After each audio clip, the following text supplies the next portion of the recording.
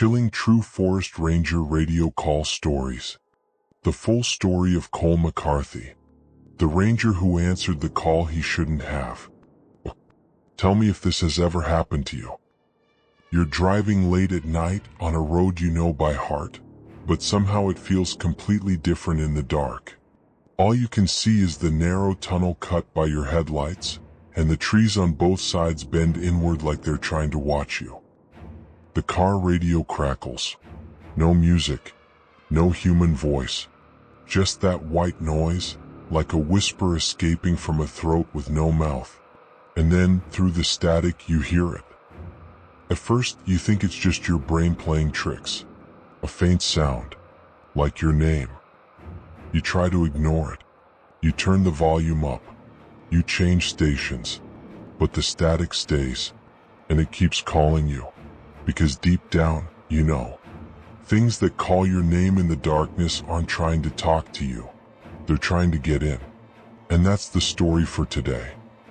My name is Nick, and I spend way too much time thinking about forest ranger radio calls. True ones, or at least the ones told by people who swear they were never the same after hearing them.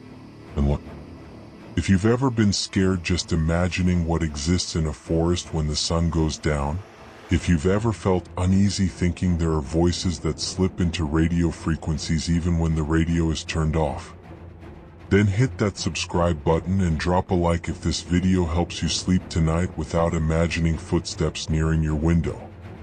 Because today, you're about to hear a story that even rangers, people trained to deal with the worst, avoid speaking about out loud. A story about the night the forest decided to talk, and chose the wrong voice to do it. The night Cole's radio answered by itself. Cole McCarthy had worked at Deep Pines National Park for 7 years.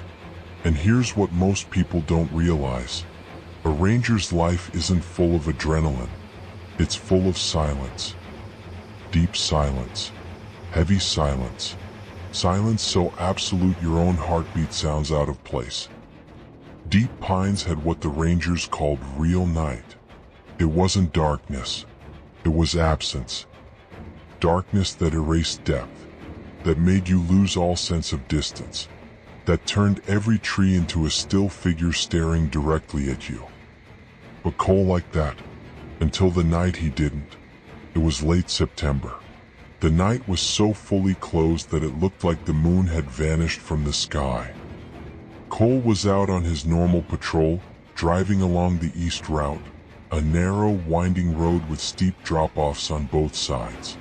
The kind of road where, if you shut the engine off, you can hear the forest breathing. That's when it happened. The radio, turned off, switched on by itself. A short crackle like a throat clearing. Then a voice. Calling patrol unit, respond. Cole frowned. The voice was familiar. Too familiar.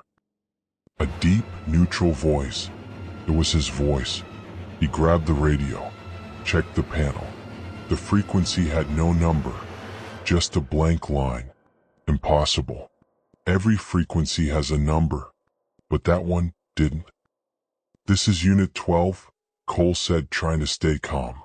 Who's speaking? And before he even finished, the voice replied, I already told you, Cole. His hand shook. Here's the thing. You don't need a supernatural monster to destroy someone's sanity. You just need to make them doubt their own voice. Cole shut off the radio. But the radio kept talking. Turned off. Battery removed. No power at all. You're looking at the road, the voice said. But you should be looking at the mirror. Cole froze. The rearview mirror was tilted downward, like someone else had adjusted it before he got in. He hadn't touched it, and no one else had used the vehicle. He pulled over, got out, shined his flashlight everywhere. Nothing. When he returned to the driver's seat, the handheld radio was sitting on the passenger seat. He hadn't taken it outside, and it was warm, like someone had been holding it. Open the back door, the voice said. Cole didn't answer. Open it, it repeated, I'm inside. He swallowed hard, walked to the back door, tested the handle, locked. But the moment he touched the door, the handheld radio vibrated in his palm. Locked from the outside, Cole.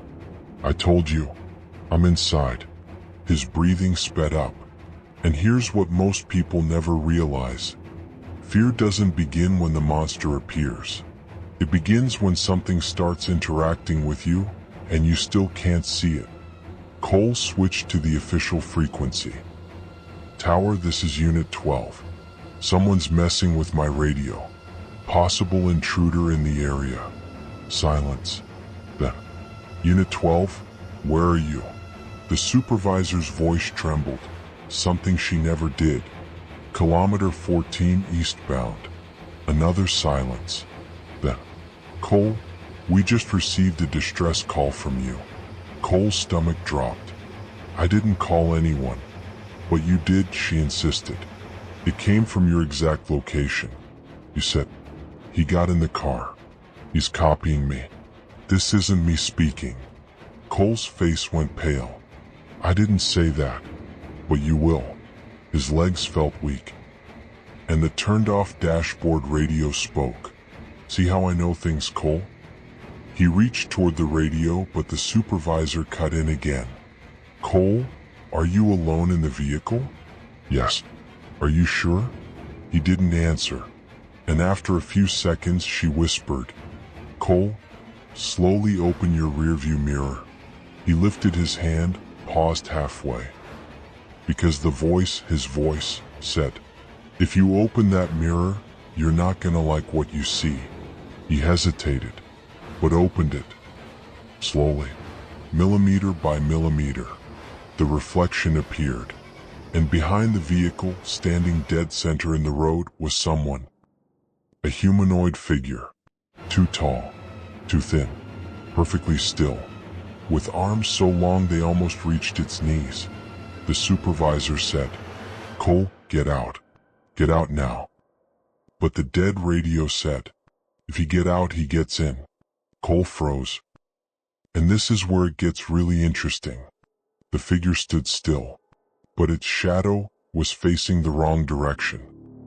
Like the car's headlights weren't what created it. Like the shadow had its own intent. Cole cut the engine. The sound of the forest swallowed everything. The figure slowly raised an arm and pointed at him. Cole locked the doors. For the first time in his career, he felt real fear. Physical fear. Bone-deep fear. The mounted radio switched on again. Unit 12? The supervisor said. Cole, where's your flashlight? He looked at the passenger seat. Nothing. It was gone. The false voice, his voice, answered. I needed it. You don't want to see his face. Cole started sweating. Who are you? He shouted. What do you want from me? And the answer came in his own voice, twisted, warped, stretched like a mask. I want to be you. The supervisor returned on the official channel. Cole, listen. This thing is being recorded. The call is looping. What call? He asked. Pause. Then, almost whispering. The call you're going to make in a few minutes. That doesn't make any sense. Believe me, the recording is your voice, telling us to lock down the building because you're coming toward us, but it isn't you. Cole froze. A sickening feeling spread across him. He wasn't being hunted. He was being replaced. The figure behind the vehicle vanished. Didn't run. Didn't walk. Just ceased. The tower radio went silent for 10 full seconds. Then, Cole, run. He bolted from the vehicle. The forest devoured the sound of each step. Branches slapped his arms. The air felt heavy. The sounds were wrong, too deep, too muffled. Behind him, his own voice, identical, screamed, Cole, wait, it's me. Don't run. You're going the wrong way. He knew one thing. If he stopped, whatever continued running wouldn't be him. He burst into a clearing, and there, right in the middle, was his flashlight, turned on, pointing at a tree. On the tree was a symbol, a circle, with a single line through it, like a half-open eye. As he stepped closer, the radio attached to the flashlight spoke. "You made it." It was his voice, but deeper, older, twisted. Cole lifted the flashlight, scanning the clearing, and saw something that shattered his last bit of hope. Footprints, all around the clearing, identical to his own, but pointing in impossible directions, as if he had been there many, many times before. The supervisor came back on. "Cole, the search team is 300 meters away. Keep talking to me." He tried to respond, but when he opened his mouth, the voice that came out wasn't his. It was the false one, the earlier one. The voice said, "He's here in my place. I found him." Cole panicked. He slammed the radio against a tree, and for the first time, his real voice, his true voice, screamed from inside the radio. "Don't let him speak for me." Then, a sharp crack, like something tearing, and silence. Hours later, the search team found Cole, kneeling in the clearing, shaking. No flashlight, no radio, no clear memory, but repeating one phrase, "Don't look in the mirror, don't look in the mirror." When they asked what happened, he said only, "The thing copying me didn't want to kill me." He looked up at them terrified. "It wanted me gone, so it could be me." And here's the most disturbing detail. The audio of the future call the supervisor claimed to have received that night was analyzed. And it wasn't Cole's voice. It was the same voice that appeared on the recording hours before he ever made a distress call. A voice almost like his, but not human. Cole quit his job, never returned to Deep Pines. But the park didn't stay silent, because since that night a new voice slips into the restricted frequency. A voice that sounds like his, but isn't. It calls rangers by name. It asks for help. It describes events that haven't happened yet. And sometimes it laughs. And every transmission ends the same way. "Don't look in the mirror." If you heard this all the way to the end, and you still find yourself glancing over your shoulder, then you're alive, and you're still you. Drop a like, hit subscribe, and comment. I heard the voice. Because sometimes it's not the forest that speaks to you. It's what lives inside it.